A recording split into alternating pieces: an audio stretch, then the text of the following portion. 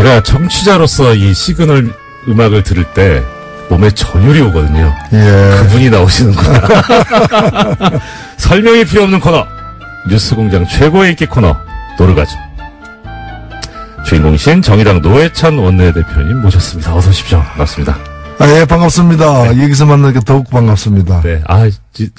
따로 말씀을 의원님하고 나눠보기 처음인 것 같습니다. 먼 발치 인사만 계속 드리고. 저도 뭐 지면이나 이런 걸 여러 가지 많이 접하겠는데. 네. 오늘 실물을 보게 되니까 더 감격스럽습니다. 의원님 꼭 대표님 눈 씻으셔야 됩니다. 안 좋은 걸 보셨기 때문에. 괜찮습니다. 네. 예, 오늘도 이제 한 주간 굵직한 정치 현안들, 모시고 들어야 되는데, 일단 지금 사실 지지율이나 이런 걸 봐선 큰 그거는 없을 거는 같은데, 근데 이번 주에 이제 벌어지는 일 중에 그래도 현안으로 나와 있는 게 바른정당과 통합을 추진하는 국민의당, 이제 전 당원 투표가 시작이 됩니다. 어떻게 될 것 같다까지는 모르겠어도 어떻게 봐야 되는지 좀 말씀을 들었으면 싶습니다. 어떻게 봐야 되는지라고 물으셨는데, 네. 저는 꼭 봐야 되는지 이렇게 되묻고 싶습니다. 안 보고 싶은데 네. 또 보이니까 할 수 없이 보게 되는 참 괴롭죠. 예, 거참. 네. 지금 일단은 실시한다고 하니까 실시가 되겠죠. 네. 결국에는 이것이 적법하냐 그렇지 않느냐를 가지고서 네. 결과를 또 투표란 것은 어떤 결과이든 승복이 돼야 되는데 이거는 승복가 안 되게 분명하지 않습니까?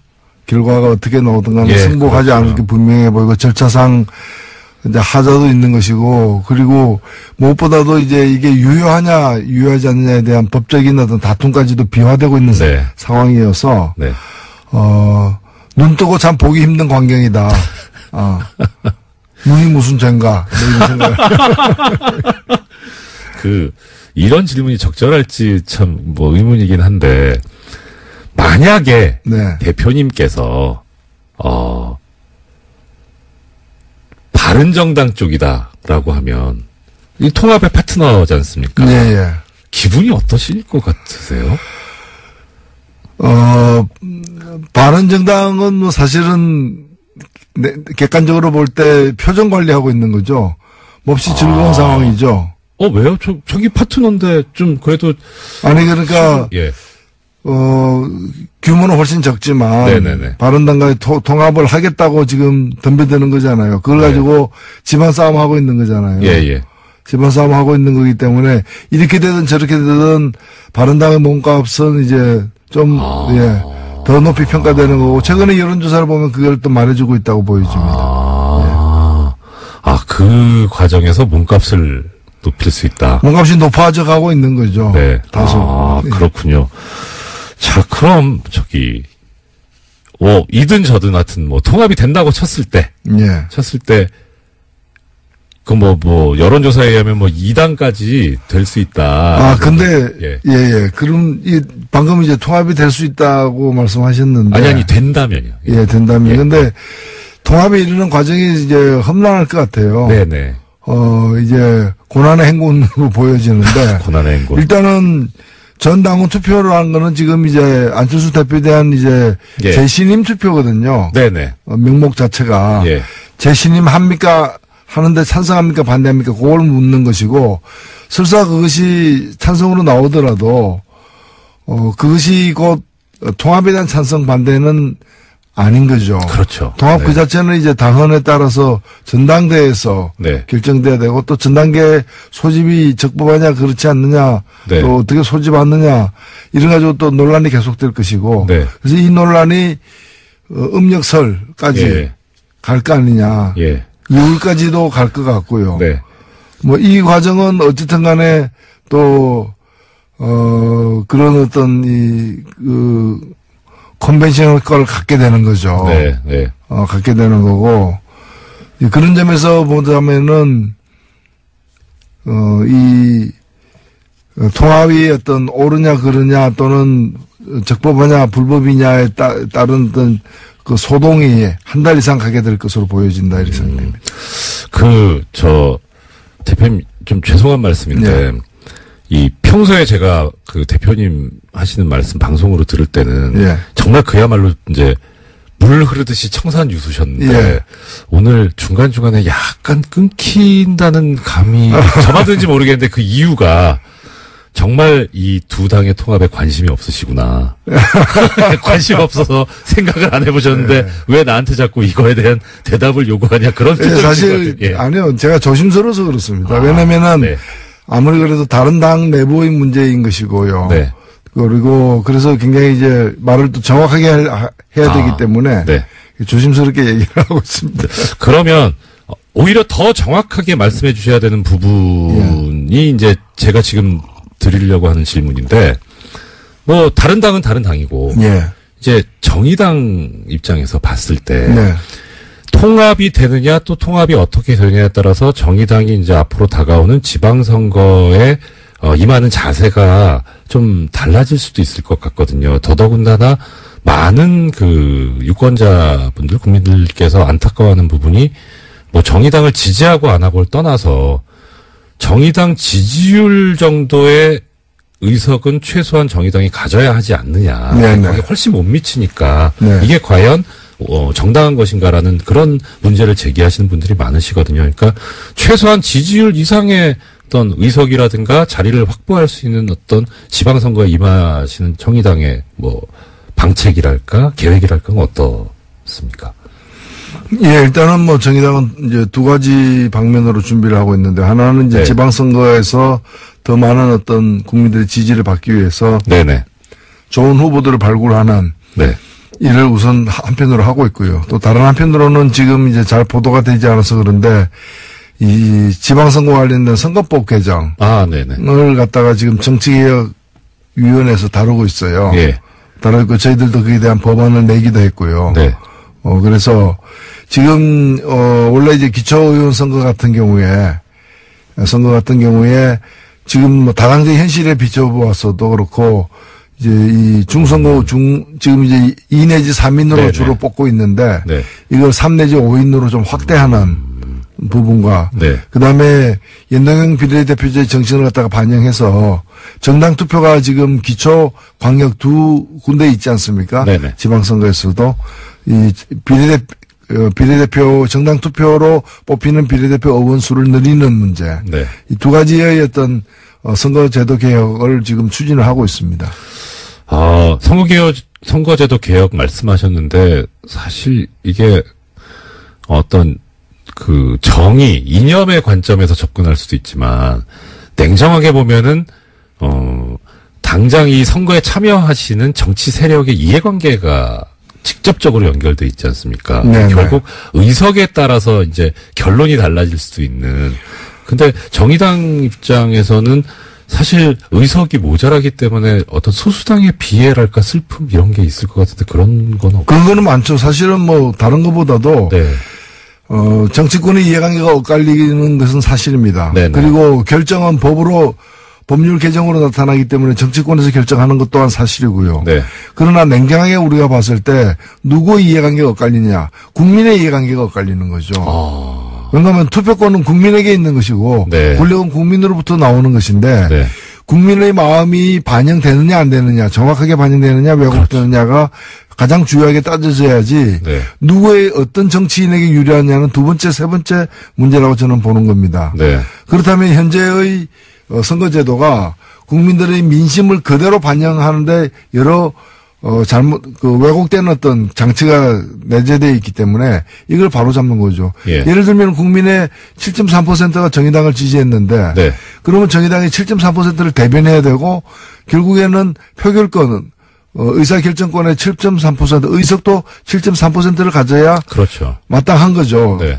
근데 의석은 지금 보면 2%만 갖고 있거든요. 예.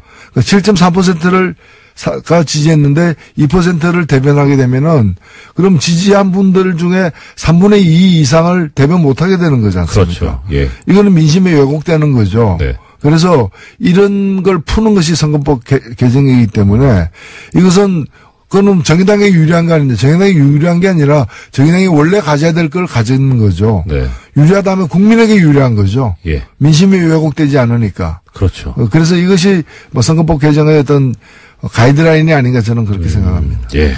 이런 가이드라인이 실제 구체적으로 현실로 이루어져야 되는데 어떤 참 법학을 좀 약간 공부한 사람으로서 그 부분이 상당히 좀 관심이 많이 가고요. 옳은 부분인 거는 같은데 이게 현실과 괴리가 생기니까 그때마다 좀 안타까움이 많이 느껴집니다. 우리 일반 소비자 입장에서 보자면은 정육점에 가서 네. 소고기를 730g을 사왔는데 네. 집에 와서 열어보니까 200g밖에 없는 거예요. 사기인데요? 예. 그러면 중간에 이제 뭐 이게 누가 가져간 거잖아요. 예. 조사해보면 다 나오게 돼 있는데. 뭐 증발했을 리는. 예. 그래서 이걸 바로 잡자라는 거죠. 이걸 갖다가 730g 사왔으면은 집에 와서 열어봐도 730g이 있어야 되는 거죠. 네, 그렇죠. 그래서 민심이 그대로 투표 결과에 반영돼야 된다. 이게 선거제도 개혁의 이유이자 방향이다. 네. 역시 우리 대표님께서 뉴스공장에 나오시니까 예를 소고기로 들어주시네요. 근데 그게 확 공감이 갑니다. 이 자리는 역시 고기와 친화된 자리가 아닌가. 자, 근데 이제 이건 이제 의석에 관련된 문제고 네. 또 하나는 이제 의석도 이제 의회 문제인데 그 다음에는 이제 지방자치단체장. 예, 이 정의당 관련해서 가장 큰 관심 그겁니다. 네. 뭐 당연히 예상하시겠지만 이 질문을 심상정 전 대표께서 경기지사에 나오시는가. 그 다음에 지금 현재 대표님께서는 지역구가 창원이시지만 네. 원래 이제 서울이셨잖아요. 그래서 서울시장에 혹시 도전을 하시는가? 아니면 뭐 지금 지역구대로 경남도지사에 도전하시는가? 예, 궁금합니다. 예, 뭐 정의당은 그 당원들이 전당 네. 투표에 의해서 이제 공직 후보자들을 결정하기 때문에 네. 당원들의 마음에 달려 있다. 네. 이렇게 우선 말씀을 드리고요. 에이, 대표님 또 손 놓고 계실 건 아니잖아요. 근데 저는 뭐 지금 아시다시피 제 지역구가 경남 네. 창원입니다. 네네. 창원이기 때문에 제가 뭐 타 지역에 뭐 지방선거 후보로 나선다는 것은 네. 그건 좀 안 맞는 일이죠. 예. 네. 저는 그렇게 생각을 합니다. 예. 그러면 일단 경남도지사는 탈락. 확정 짓기는 또 좀 이른 거 아닌가 싶은데 그러면 아직 심상정 전 대표님의 경기지사 출마라든가 노회찬 대표님의 서울시장 출마는 아직 유보. 제가 유보하는 게 아니고요. 네. 예. 예. 뭐 아직 시간이 있으니까 이제 좀 더 심사숙고하셔가지고 좋은 말씀을 주시지 않을까 싶습니다. 정의당 말씀 잠깐 들어봤고요. 또 하나 이제 관심 있는 정치권 뉴스가 이건 관심의 대상이라기보다 참 일종의 흥미 비슷하게 나오는데 자유한국당 윤리위원회가 유여의 최고위원을 제명하기로 했습니다.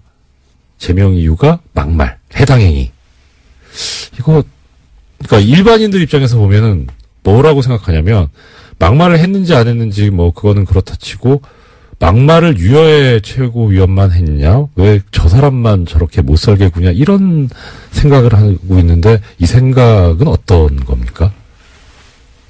또 대표님께서 보시는 어떤 이 자유한국당의 내부 예, 자유한국당 윤리위원회가 누군가를 제명해야 한다면은 네.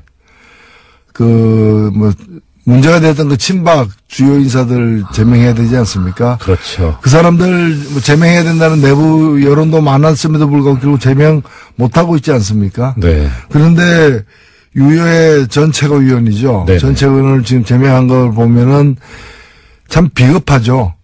그리고 약자에게 강하다. 맞습니다. 약자에게 강하다라는 그런 말을 생각하게 만드는 네. 장면이 아닌가. 네. 이렇게 생각이 됩니다. 예. 약자에게 강하고, 있는, 실권이든 뭐든 권력이 있는 사람한테는 뭐라고 못하는. 예. 그래서, 네. 그러네요. 자유한국당 관련해서, 홍준표 대표가 네. 대법원 무죄 확정 판결을 받았습니다. 의원님께서 법사위에도 오래 계셨으니까, 참, 명언을 남기셨죠. 이 법률 관련 사람들한테 항상, 이 생각나게 하는 법이 만인 앞에 평등해야 되는데 만 명한테만 평등하다는 명언을 남기셨는데 그렇게 네. 법사위에 계시면서 법사위에 계신 이 경험자로서 이 홍준표 대표의 대법원 판결을 어떻게 보세요? 예, 뭐 홍준표 대표의 대법원 판결은 정확하게 봐서는 그 유죄라는 증거가 불충분하다 이렇게 된 네. 거죠. 네. 사실 죄가 없다라고 확인된 건 아니잖아요. 예, 그렇게 생각하는 사람 본인도 그렇게 생각 안 할 거예요. 예, 본인도 자기가 죄가 없다고 전혀 생각하지 않으리라고 저는 확신하고 있는데. 저기 화장실 가서 웃으실지 모르겠어요. 아, 야 이거 내 말을 믿네 이러고. 결국에 재판이라는 것이 유죄 무죄를 다투는 것이긴 하지만 실 내용을 보면은 유죄라고 기소되었는데 그것이 기소된 만큼의 죄가 있다는 증거가 확실하냐를 네. 판단하는 것이 이제 판결 아니겠습니까? 네. 근데 이 정도의 증거만 가지고서는 유죄라고 입장하는데 부족하다라고 네. 판결을 내린 거죠. 내렸기 때문에 이 판결을 내린 후에 밖에 나와가지고 나는 무죄다라고 얘기하는 것은 저는 그건 좀 인간의 얼굴로 할 수 있는 얘기는 아니죠. 사실은. 그 얘기까지 나왔지 않습니까? 저기 검찰이 증거를 조작했는데 책임져야 되고 이완구 전 총리 같은 경우에는 진짜 책임을 묻겠다라는 얘기도 했습니다. 근데 그런 식으로 이제 보자면은 네. 결국에 그러면 성완종 고인입니다만은 성완종 전 의원이 유죄고 네. 홍준표 이완구는 무죄다. 지금 이 얘기 아닙니까? 그게 말이 되는 얘기입니까? 참 승복이 안 되는, 그러니까 일반 국민에게 승복이 안 되는 재판인 거죠. 예. 엊그제 이제 보도가 나왔는데 액자 무슨 척당불기인가? 예, 정말 어려운 한자던데요. 그게 이제 당시 정치자금을 전달했다는 경남기업 측의 윤승모 씨의 말에 의하면 그게 의원실에 걸려 있었다라는 말을 했었고, 그런데 그게 의원실에 걸려 있었던 바가 없다는 게 홍준표 대표의 주장이었는데 실제 의원실에 걸려 있었던 동영상이 나왔단 말입니다. 새로운 증거가 나왔다고. 자, 그러면 조금 전에 이제 본인은 알지 않겠느냐 말씀하셨는데 이것도 이제 같은 맥락인 겁니까? 이 액자에 대해서 뭐라고 또 글쎄요, 이제 그런 더 확실한 증거들이 계속 나온다면은 네. 재심 사유까지도 될 수도 있겠죠. 될 수도 있고, 그리고 이게 지은 죄는 어디 갑니까? 예, 최근에 신의 말씀인가요? 예, 신과 함께. 신과 함께. 예. 신과 함께 영화에 보니까 재판 끝났다 해서 끝난 게 아니더라. 재판이 또 연이어 남아있다. 그걸 참 다시 일깨워주고 있던데. 네. 그 영화를 이 성완종 메모에 등장한 분들 그 영화를 보시는 게 좋을 것 같습니다. 한번 또 봐야 되는 영화가 또 하나 늘었네요. 예.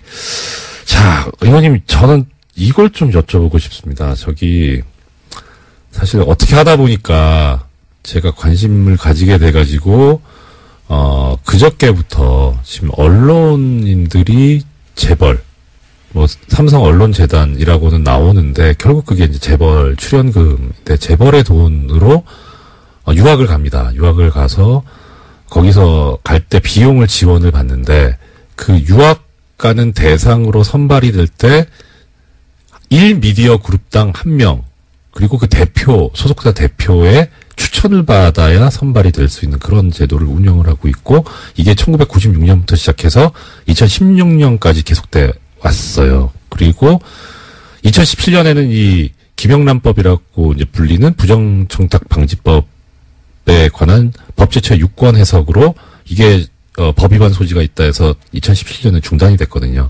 언론계에서 이걸 계속 풀어달라라고 하면서 청와대 유정찬 국민소통수석에게 계속 요구를 했던 모양입니다. 그래서 이 내용을 가지고 유정찬 수석이 박은정 국민권익위원장한테 물어봤더니 김영란법 위반 소지가 없다라고 하는 해석을 받아서 전달을 한다라는 얘기까지 지금 기사가 나왔거든요.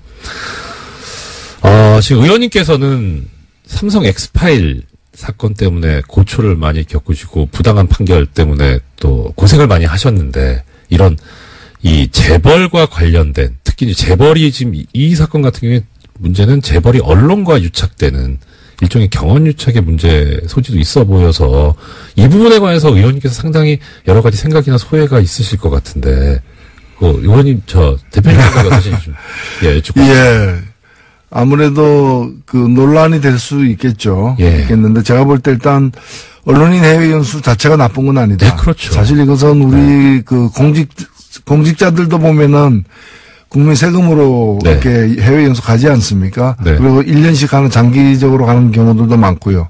그래서 해외 연수 자체는 필요할 수 있다는 거. 그러면 기금을 어떻게 마련할 것이냐의 문제인데 지금처럼 삼성그룹 이런 식으로 개별 재벌 그룹에서 이렇게 얼마씩 내고 몇 명씩 보내고 이런 방식은 여러 문제가 있을 수 있기 때문에 삼성그룹의 취지가 그렇지 않고 또 거기 가는 사람들이 삼성그룹에서 준 돈으로 연수 갔다 그래서 꼭 삼성그룹의 어떤 을 위해서 이제 글을 잘못 쓴다거나 이제 그러지 않더라도 그런 의혹에 쌓일 수 있기 때문에 그렇죠.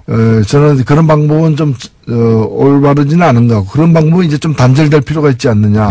오히려 언론인 기금이라거나 여러 가지 쓸 수 있는 저는 장치들이 있다고 보여지거든요. 기자협회에서도 언론진흥재단에서도 연수제도가 있거든요. 그래서 그런 걸 좀 더 활성화시키는 방식으로 이렇게 좀 통폐합하고 개별 기업에서 이렇게 지원하는 방식은 여러 가지로 받는 사람도 불편하고 주는 사람도 좋은 뜻으로 주더라도 오해받을 소지가 있기 때문에 그런 방식은 지양해 나가는 게 바람직하지 않겠는가 이렇게 보고 있습니다. 이 부분에 관해서 지금 법 해석으로 문제가 안 되면 풀리지 않으면 김영란법 개정을 해야 된다는 얘기도 나오고. 개정에서는 전혀 자꾸 이거 개정 시작하면요 이 법 다 없어져 버립니다. 해체돼 버리는 것이고 그런 점에서 최근에 개정도 저는 굉장히 문제가 있다고 생각되는데. 개정되거나 해석을 바꿀 문제가 아니고 이 법에 저촉되지 않는 방식을 새롭게 개발해내야죠. 그렇죠. 그런 점에서 저는 정정당당하게 언론인 기금 등 어떤 공익적 성격의 기금을 갖다가 재원으로 해서 연수를 갖다가 이제 진행하는 게 마땅하다고 봅니다. 오늘 대표님께서 지금 말씀하시는 정정당당이라는 단어가 귀에 확 박힙니다. 그래서 정의당. 죄송합니다. 고맙습니다. 자, 마지막으로 한 말씀 더 여쭙겠습니다. 지금 어떻게 하다 보니까 임시국회 회기가 1월 9일까지 연장이 됐고, 임시국회를 원래 12월에 마무리하려고 했다가 못하게 된 가장 큰 원인이 이 개헌특위를 연장할 것이냐 말 거냐에 관해서 의견이 합의가 안 돼서 그렇게 됐다는 보도가 나오고 있는데요. 일단 개헌 문제 관련해서 이제 어떻게 앞으로 정의당의 계획이라든가 생각은 어떠신지 그리고 어떻게 가는 게 좋은 것인지 좀 말씀을 일단은요 모든 주요 정당들이 지난 대통령 선거 때 국민들 앞에서 개헌을 하겠다 지방선거 때까지 개헌하겠다고 약속한 바가 있습니다. 현재 보면은 다른 당들은 그 약속을 견지하고 있는데 약속을 지킬 뜻을 유지하고 있는데 자유한국당만 그럴 뜻이 없어 보여집니다. 그렇지 않겠다는 거죠. 지방선거 때까지 개헌하지 않겠다는 거 아닙니까? 그렇다면 일단 자유한국당이 이 문제에 대해서 명확하게 국민들 앞에 뜻을 밝혀야 됩니다. 뜻을 밝혀야 되고 만일 약속을 지키지 못하는 거라면 사과를 해야 되고요. 사과만 할 게 아니라 그러면 언제까지 하겠다라거나 아니면 아예 생각이 달라져서 개헌을 안 하겠다라거나 국민들 앞에 명확하게 얘기를 해야 됩니다. 그걸 감추고서 오히려 적반하장으로다가 지금 지방선거 때 개헌하자는 곁다리 개헌이다. 아니 그렇게 곁다리 개헌이라고 얘기하는 자신은 그 약속을 안 했습니까? 사인까지 한 사람 아닙니까? 그래서 국민들 앞에 당당하게 개헌에 관련된 자신들의 어떤 입장을 밝히고 그것이 과거의 약속을 어긴 것이라면은 마땅히 무릎 꿇고 사과를 하는 게 우선입니다. 그 다음에 문제를 풀 문제죠. 약속을 해놓고 약속을 지키지 않는 것 그것이 가장 큰 문제다. 자, 그러면 지금 개헌 부분에 관해서 정의당의 입장을 마지막으로 한번 정리해 주시고 오늘 마무리하면 좋을 것 같습니다. 개헌은 국민에 대한 약속이고요. 특히 이 개헌에서 가장 중요한 것은 기본권과 그다음에 지방 분권을 강화하는 개헌입니다. 그리고 권력구조는 합의된 수준만큼 하면 됩니다. 다만 권력구조와 관련해서는 어떠한 개헌이든 간에 국회의 권한을 다소 강화시키는 방향이 될 수밖에 없기 때문에 선거제도의 개혁과 병행해서 가야 된다. 선거제도 개혁 없이 개헌하는 것은 개악이 될 가능성이 더 크다. 그래서 선거제도도 이번 상반기 내에 같이 처리해야 된다고 봅니다. 아, 선거제도 개혁 꼭 필요하다는, 예, 계속 중점적으로 말씀해 주신 것 같습니다. 네, 대표님, 2017년 동안, 원래 이 인사는 공장장 직접 드려야 되는 자리에 안 계시니까, 2017년 한 해 동안 정말 고생 많으셨고. 예, 공장장이 안 계신데도 공장이 활발히 돌아가네요. 걱정스럽습니다. 예, 그리고 애청자 여러분께도, 덕담한 말씀 부탁드립니다. 예, 애청자 여러분, 그리고 이 방송을 듣고 계실 공장장님, 2017년 한 해 정말 고생 많으셨고, 또 우리 모두 정말 수고 많이 했습니다. 2018년은 더 나은 해가 되도록 나라다운 나라로 가는 대장정 함께 나아갑시다. 감사합니다. 네. 대표님 못 찾으셨던 소고기 520g 빨리 찾으셨으면 좋겠습니다. 530g. 530g. 네. 예. 10g. 네. 예. 오늘 말씀 감사합니다. 지금까지 네, 노회찬 대표님이었습니다. 네, 감사합니다.